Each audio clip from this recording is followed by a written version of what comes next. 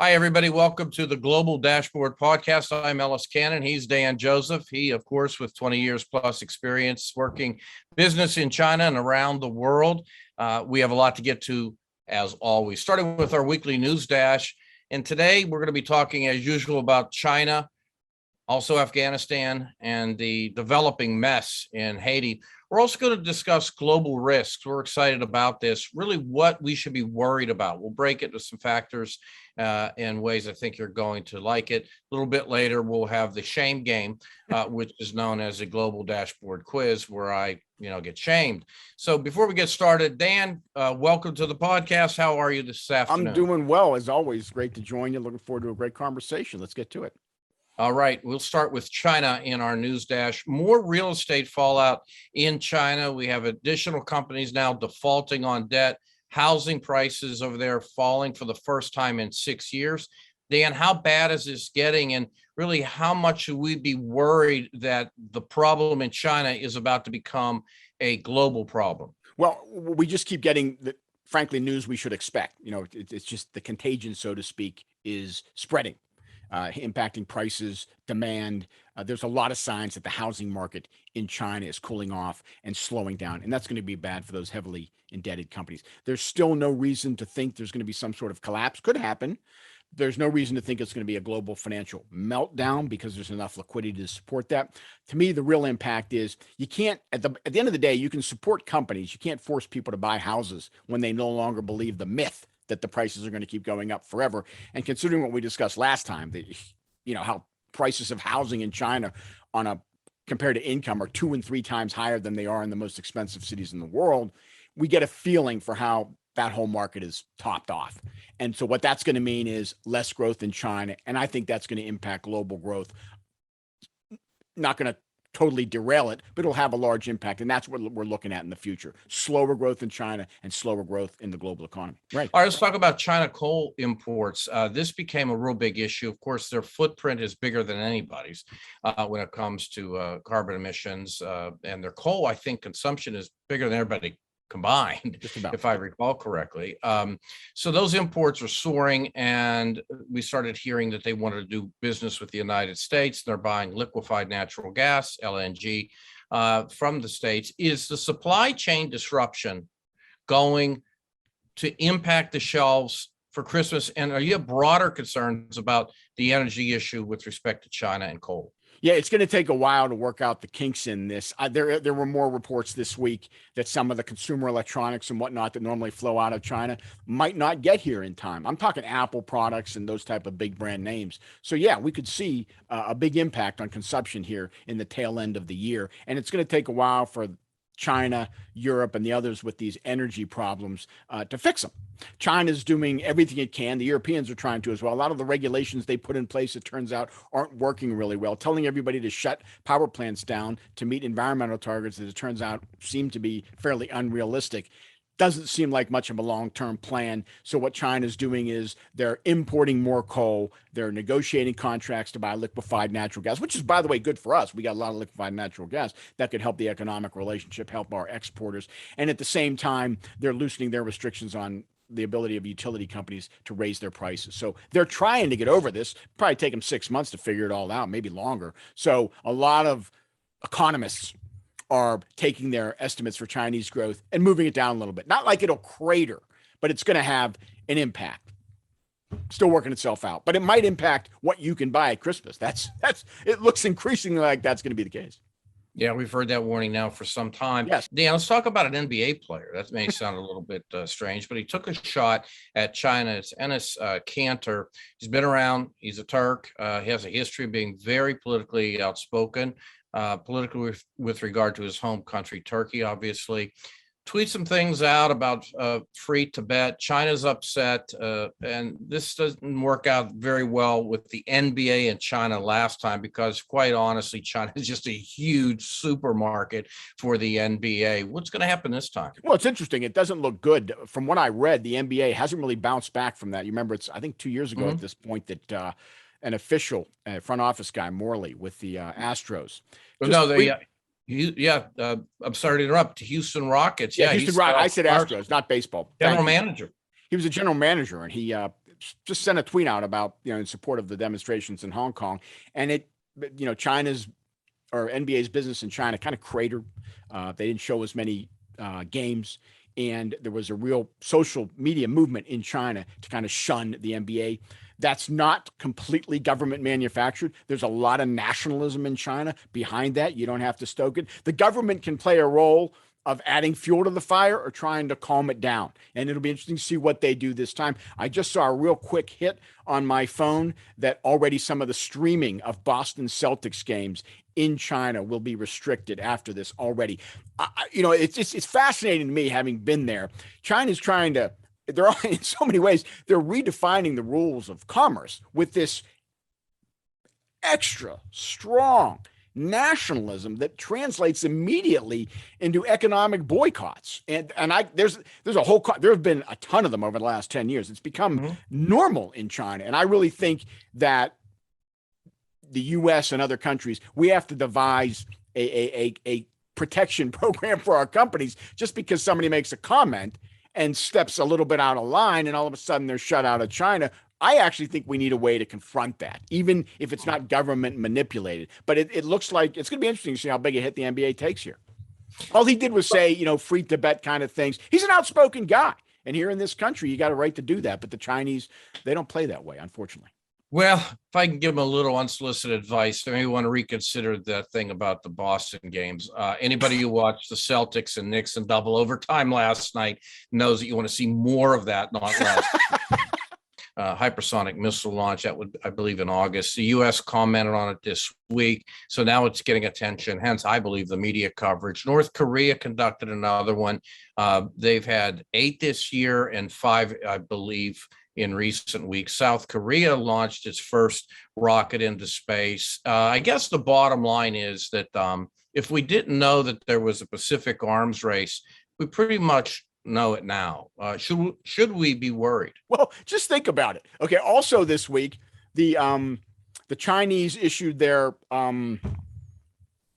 expected warning to Canada and the United States because we sailed naval ships in the Taiwan Strait.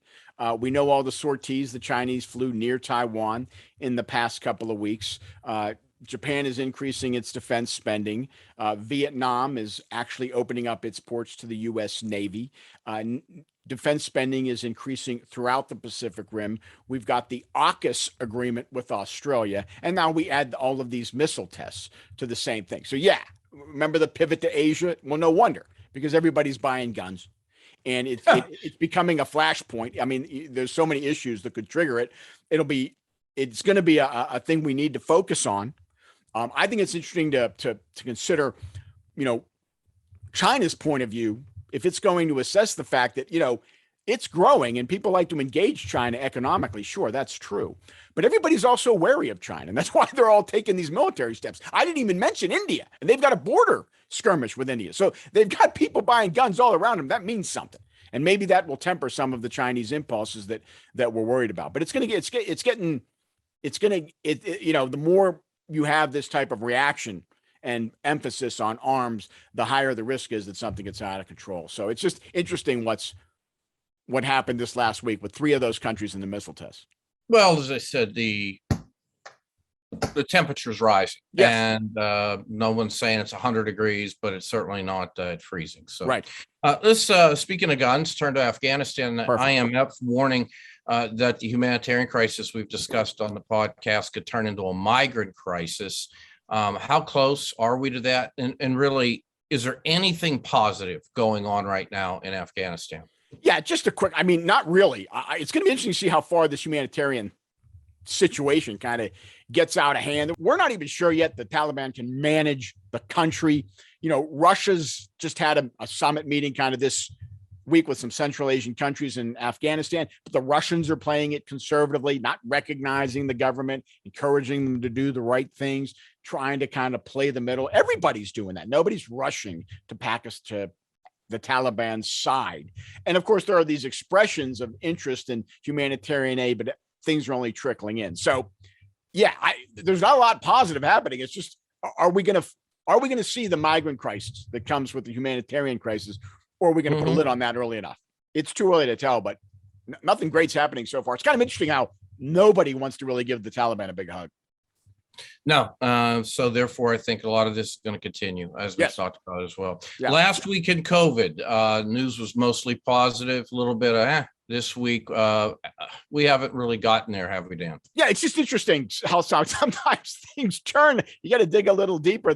This last week, the Netherlands, Moscow, the biggest city in Russia, if not in all of Russia, Romania, Latvia, and New Zealand are all seeing surges in cases, which is interesting. Of course, New Zealand comes from a very low base. And then, the UK is also dealing with rising cases, which is particularly important because they were one of the first to get rid of the restrictions, kind of counting on herd immunity. And now their cases are much higher than France and Germany. And then the deaths are lower because the younger people are getting it and there's more vaccinations. But anyway, I'm not saying we've turned to the negative, but it's funny. You see some of these, like the Netherlands has a huge increase in cases, which you wouldn't expect to see. So apparently, we're not completely out of the woods yet. There are, Australia is doing much better. They're taking some of their lockdown restrictions on. Places like Senegal and Kenya are now lifting restrictions. Last week, we talked about places like Indonesia and Malaysia and Vietnam and Thailand doing the same thing. So mixed news. I guess that's what it's going to be. It's going to be kind of a 2-step forward, 1-step back kind of thing. Hopefully we won't start taking, 3 steps back at a time. Well, that's what's happening in Haiti. So let's just get to that. It just seems to be literally a tidal wave, and I hate to even suggest that as a metaphor for Haiti. But now we have this kidnapping escalating. We had talked about it previously. 17 missionaries, there's some kids involved, kidnapped in Haiti, and the gang responsible says $1 million per person in ransom. Again, this theme of lawlessness in Haiti seems to be increasing. Gangs with greater control and power doesn't seem to be getting better. Where are we going here, Dan? Yeah, this is a failed state. That's what it is. And what is interesting to me, we mentioned on this program earlier that there was actually this is a number of weeks ago, that when everything broke down in Haiti, there was an article in the paper which quoted kind of a human rights lawyer over there saying that the United States officials are on the ground saying you have to hold elections as soon as possible. And this guy's reaction was, "You've got to be kidding me. How do we hold elections now?" I mean, this is a great example of the ripple effect of Afghanistan. There are already calls. There was an article in the Journal today, an editorial piece about how this is a failed state. And unless we want to continue to see all of this migration flowing out of the country, we might have to do something to settle this place down. So here we are right back into, okay, how do we stabilize a place like Afghanistan? What lessons have we learned? Are we going to run in there and ask them to have elections and nothing good happens? So this could be already an interesting test case. I mean, gangs are running this country. There is no law and order. And I'll just point out, this characterizes much of the world. This last week, Nigeria, kidnapping is apparently a leading profession in Nigeria, and it's terrorizing the country. Nigeria is another country that has elections, so supposedly they're democratic. I saw this article this week. This week is the 1-year anniversary of a large protest in Nigeria, which they held to protest police brutality. And while they were doing that, 12 people were killed. Okay, so they've got the police brutalizing them on the one hand, and when that's not happening, the gangs are kidnapping them. And we've got so many places in the world today that their problem isn't they've got a dictator, if you will, like Putin or Xi. The problem is weak government, an alliance between political elements and criminal elements, major gang problems and instability. And what's the recipe for that? And the final piece of this is COVID makes all of this worse. COVID makes all of these countries, all of these problems. Ecuador this week announced a 60-day state of emergency. Why? Because of the criminal problem, because gangs are running amok. Last week, 100 people died in a prison riot in Ecuador, which comes on the heels of another riot in July in which a couple dozen people died. People are flooding out of Latin America, and a big reason why, not just political oppression, but gangs and crime. Huge problem. Ellis, we will be talking about, it's one of the reasons we started this show, because things like this are getting worse. We'll be talking about this instability factor for the next couple of years and beyond. Oh, easy. And I dare say, as you pointed out earlier, we knew that getting this rolling around the time Afghanistan was falling apart was critical, not just because of timeliness of Afghanistan, but because of what it potentially set off in a variety of Right. different areas. And like you said, here's a test. What Right. did we learn? Dan, real quick, I want to encourage people to definitely stay in touch with us throughout the course of the week. What's the best way for them to get a hold of you? Is it the dashboard, or is it online, or is it something on Yeah, Twitter? my email would be daniel.joseph@theglobalDashboard.com. Okay. And you could find me at Ellis Cannon, at Ellis Cannon on Twitter. Let's move on, Dan. This is a special segment, and I think this is going to be a hot one, not just now, but down the road. Ranking global risks. As you'll see in our video trailer for the podcast, the world's getting more difficult, and we identify 4 reasons. Number 1, the global debt problem, which includes all the advanced economies, makes it economic growth slower and makes it more difficult over the long term for the advanced economies to respond to global challenges. And we'll continue to see that, I think. Number 2, China is rising. They used to be getting more like us. They're kind of turning in the wrong direction now, but they've got a lot of economic momentum. They're building their military, and they are not interested in our foreign policy objectives, and they are actually talking down democracy. So we're going to have an adversarial relationship there. The rest of the world, 85% of the population of the world lives in countries that have a per capita GDP 25% or less of ours. 40%, 3 billion people, 5% or less of a modern economy. Okay. Only 2% of the people in the world have gone from the bottom half to the top half in the last 50 years, actually since World War II. We're not making good progress. This is why we see problems in Haiti and Ecuador and Africa and Asia. We're not making good progress. Those are places that aren't really democracies. They aren't terribly stable. That's where the migrant problems start, the humanitarian crisis, and that type of stuff. And the arms race among such countries, that's the tinderbox that could blow. And then the last thing is we keep inventing technologies to make the world a smaller place. So whether it be cyber espionage and ransomware, or migrants, or missiles that can go around the world a couple times, the world's getting smaller, and all the problems of the world come closer to us. Since the new millennium, we've had 3 major crises, almost unprecedented, and they're all global, right? First, it was 9/11, right? That's a very global problem, changed the direction of the United States of America. One incident changed our direction. 2, the financial meltdown of 2008 to 2010, again, changed the economic horizon, the economic terrain for the entire globe, still to this day. And then number 3, COVID. All of them global, all of them shocks to the system. So to think that there wouldn't be another one over the next 10 years, I don't know. The precedent's been set. Having said that, we break our global risks into 2 categories: events, like the ones I just described, and trends. I'm going to read my top 6 event risks. You give me your feedback, and our audience can think about the same. 1, war with China over Taiwan. Ellis, you and I have talked about this quite a bit. We talked about it last week. 5-10 years ago, I wouldn't have said that's a big deal. But now with the arms race over there and China's actions, and they're turning towards nationalism away from economic reform, I'm not sure. 2, crippling cyber attack. I don't know why that wouldn't happen. 3, another pandemic. The only reason I think that wouldn't happen is they don't happen that often, but I don't know. It could be another one in 10 years, 5 years, tomorrow. Who knows? And here's an old standby: a nuclear attack by Iran or North Korea or somebody. Those are the 2 leading candidates. 5, another financial meltdown. Let's not forget when the first financial meltdown happened, global debt to GDP was about 300%. We're at 350% now. We're worse. Could happen again.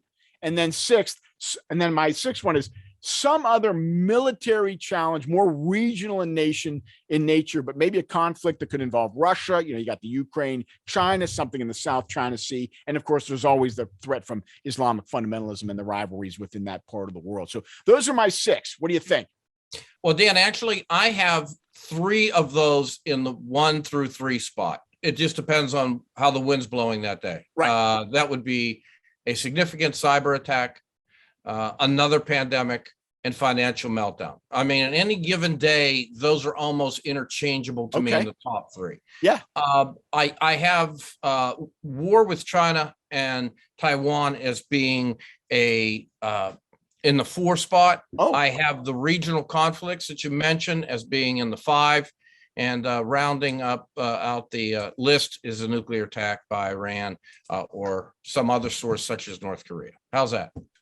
I like how you did that, by the way. I would pretty much agree with that. I like how you did your top 3. I might not have put financial meltdown at number 3 simply because I think we're more likely to have a sustained period of slow growth than another collapse. But I'm not ruling that out. I mean, you could be, I mean, by the way, just to, stock markets started to fall like in the September timeframe when this whole Evergrande thing started. Since the beginning of October, the U.S. stock markets are up 3 to 5%, depending on what index you're looking at, and the global markets are pretty much falling in line. So everybody's back to the euphoria and high, and everything's great.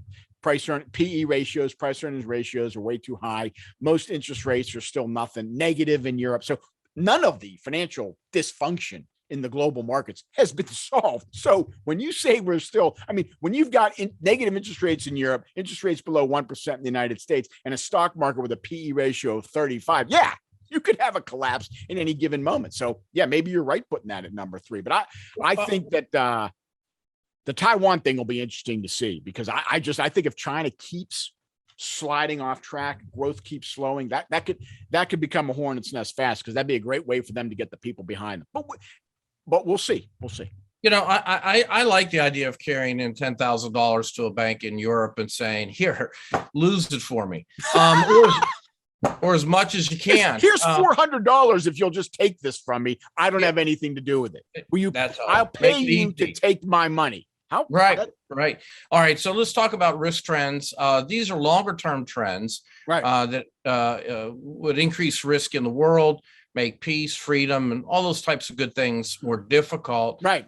And there are several here. And that's terrifying that we've got a half a dozen on hotspots, and now we've got more than that on trends. But you do you. Okay. So here, let's go through. I got 9. I should have added 1 to get 10. But anyway, here's the trends that are a concern over the long term. And this is one where you might be able to tell me I've missed something. Anyway, and by the way, this is in no particular order.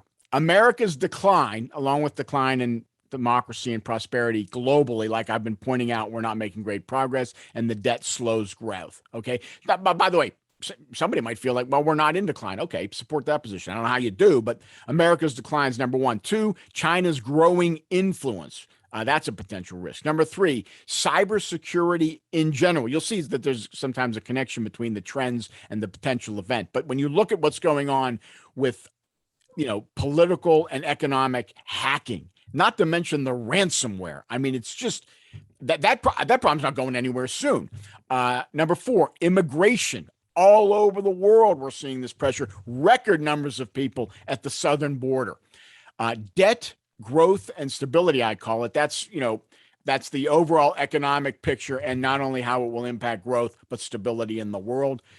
Number 6, Russia in general, and kind of everything they're doing in the Ukraine and Syria and Russian meddling, I call it, because that could lead to some sort of regional conflict. Then we've got Afghanistan and Islamic threats in general. Now that we've left Afghanistan and maybe reinvigorated not only the Taliban, but ISIS and Al-Qaeda, we know that they're already using the so-called victory in Afghanistan. That is, these elements, these Islamic fundamentalist elements, are using them to recruit. Are we going to see a resurgence there? What happens? That's a risk. Global environmental issues, you just mentioned that.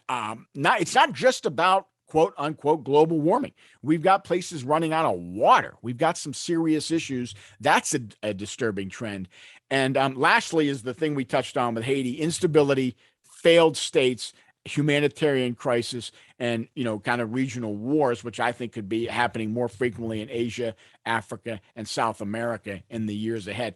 That's a healthy list. And I don't know how you rank it, but let's start by saying, would you agree that all of them seem too realistic? I mean, it gives you pause. I think it's a legitimate reason for concern. Well, let me just say this, Dan. I don't think they're fiction. I really don't. I think that you basically put together a curriculum right here for a college course, Right. If not a graduate course. I mean, I'm dead serious. I mean, these are the issues that people should be studying in college, graduate schools, and others, because these are, I think, very, very, if you will, trendy when it comes to how we put our finger on the pulse of the major issues around the world. Now, you said there were 9. I'm going to suggest that I'm going to do this a little bit different in my ranking. I'm not going to go 1 through 15. I'm going to take America's decline along with decline in democracy. And really, that specifically, that's 1 through 9 for me. Yeah, right. Okay. I mean, I think it's real. I think that it's something that, quite frankly, I'm not only passionate about and outspoken about, I'm enraged about. Right. I truly am. I see us literally eating away at each other and watching the system show too many red flags of compromise, if not collapse. Well, I tell you why picking why that one's number 1 for another important reason. 2 important reasons. One, what Afghanistan and basically the last 75 years shows us is that it's really hard to have a direct impact on the rest of the world. There's a lot of great ideas, but the only ideas that work are ones that work over a very, very long time. So we're not going to fix any of these other problems quickly, which means the most important thing is for us to remain strong at home. Okay. The ability to support ourselves and defend ourselves. And no, that doesn't mean close the borders and no more imports. Okay. So we can be smarter about some of that stuff, but we're not going to shut down global trade. But the point is, a strong economy, a strong society, a strong political system is absolutely required. Secondly, we're not going to fix any of these other problems without leadership. And we're not getting that anywhere but the United States right now. Europe can come along for the ride. We welcome them, obviously. They're frankly not stronger. They're no stronger than we are right now. So if we don't put our house in order and keep pulling the whole thing in the right direction, then nobody has a chance. So that is undoubtedly number 1. After that, it's almost pick 'em which one of those trends. I mean, I look at them. I mean, I would kind of characterize. I group them. So you've got, China and Russia are major power problems. You've got Afghanistan and instability among those type of states. That's the rest of the world, a non-major power problem. You could throw in the nuclear risk there. I didn't even put that in there. That's one I'm missing, right? And then you've got the general policy issues, which are like cybersecurity, immigration, and environmental issues. Global. You could kind of categorize them that way. Any one of them has the ability to launch a more serious event type of risk that really dislocates the world. Dan, I don't have anything else to offer. You know where I stand on all of them, and certainly I think you identified not only things we're going to follow, but that will eventually unfold one way or the other. I mean, some will be diffused, some will be anything but. Yeah. But they're going to be in play. And those are the things we'll be tracking over the length of the show. We'll be coming back to this and maybe we will come up with a formal ranking and an order and that sort of thing, because those are the things you got to keep your eyes on. That's why we have this program. So we may have a college football poll every week come out, get it sponsored, and then we see who moves up in the poll this week and moves down. What are you most afraid of this week? That'll catch. Yeah. There we go. Zooming up from number 7. Yeah. So what about quiz time? Are we going to do a quiz? Let's do it. Why not? All right. What's stopping us? You got to ask yourself. I got a really good one this week. Oh, I'm sure you do. I'm anxious to see if you like it. Hold on a second. Can I remind the audience that the first time we did this, I got all 4 out of 4 correct? That's right. It's been all downhill since then. You thought you took the words out of my mouth. Question number 1. Which continent has more people, Africa or South America? I'm going to shock you, Dan, and I'm going to go South America. You're shocking me because Africa has 3 times as many people almost as South America. The only reason I went there, and I knew Africa was the answer, but let's be fair to the audience. We were talking yesterday and we said, South America, Central America, they're going crazy. Yeah. They're really hot spots. We touched on it briefly earlier. Yeah. You mentioned one country down there. So I thought to myself, I know intellectually the answer is Africa, but I'll go South America because this is Dan's way of working in what he touched on yesterday before the show. So does that make sense? Or am I overthinking this a little bit when I knew the right answer? There, you are overthinking it. You're now trying to answer questions based on what you think my strategy is. I think. There's no. That's sad, isn't it? I totally. We're off track when you're doing that. All right. So in case you are wondering, there, our audience out there, Africa has 1.3 billion people, growing quickly, by the way. South America, only 420 million people, of which more than half is Brazil, by the way. So I know that number, but whenever I recently checked it, it surprised me. Africa actually has more than all of America, North, South, and Central. I didn't realize that. So follow-up question: which has a larger area, landmass area, Asia or South America? I'm not Asia, Africa. I'm sorry, I said that wrong. Okay, which one? Africa or South America? Which has a larger area? Now that we know that the population is much larger in Africa, which is actually bigger? I'm going to go with Africa. Well, that was sharp of you. Very good. Africa is actually on a square mile basis, square kilometer, almost twice as big, as maybe about 40% bigger than South America. So, yeah, they look about the same. I'm going to give myself 2 for 2 with an asterisk. So for having the exact wrong answer. I like how you played this game. Now, here's one. This is one of my favorite ones. Let's see how this goes. This is a Portuguese Brazilian idiom. Okay. And it is now this, if the children are listening, you're going to want to turn this down. The idiom is translated as I'm shitting and I'm walking. Okay. I'm shitting and I'm walking. Which of the following is the meaning of I'm shitting and walking? A, I'm extremely nervous. I'm getting out of here. B, I'm furious. C, I couldn't care less. And D, I feel terrible. Dan, I lost something in the translation there. What did you say it meant? So the idiom is like something happens. You go, look, I'm shitting, I'm walking. That's you say that. Okay. Apparently in Portuguese, this is what I've heard.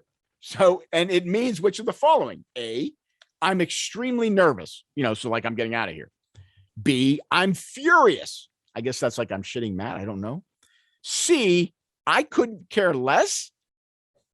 And D, I feel terrible, which, I mean, if you're blanking and walking, I guess you feel terrible. So I don't know. Thank God you didn't give me the opportunity to add a fifth based on my experiences. No, Dan, I mean, look, they're all close, different shades of gray. I'm going to surprise you, and I'm going to say what makes most sense, and that is I feel upset. I mean, if I'm having a bowel movement and I'm walking, I got to tell you the truth, I'm probably feeling upset one way or the other. I got to tell you, the problem is you're being a little too literal. The answer is I couldn't care less. That I don't mean to demean the people, but that doesn't make sense. Okay. I'm shitting and I'm walking doesn't make sense. That's what I love about it. That's my favorite idiom that I've come across so far. Yeah, that's excellent. I think we got to bring that in. I'm shitting and I'm walking. Right. All right. Next. That's it. Oh, that's it. Well, one. You were 1 for 3 if I'm counting correctly. Oh, okay. Well, I was gonna have 1.5. See, I answered that first one wrong. I should have said I knew it was Africa. I know it's Africa, Dan, but you're playing games with me, and here's the backstory. That's okay. That's okay. I'm inside your head. I know. You are living rent free in my head right now. I didn't realize this was going to come to haunt you so much. Maybe we'll have to think of something else. No. As long as people think it's fun, I'm more than willing to play the role. And Dan, once again, outstanding. I'm going to start using this, by the way. You're going to be hearing more of that. I like it. Yeah. Yeah. Just, yeah, that's a good idea. Just depending on who's The listening. audience. Right. But yeah, right. Once again, global dashboard, theglobalDashboard.com, video and audio of our podcast, and also listen to us on many of the podcast platforms out there. Dan, I really enjoyed today's show. Thought it was great, and looking forward to doing it again next week. Yeah, fantastic. Thanks, everybody. See you next time. Take care, everybody.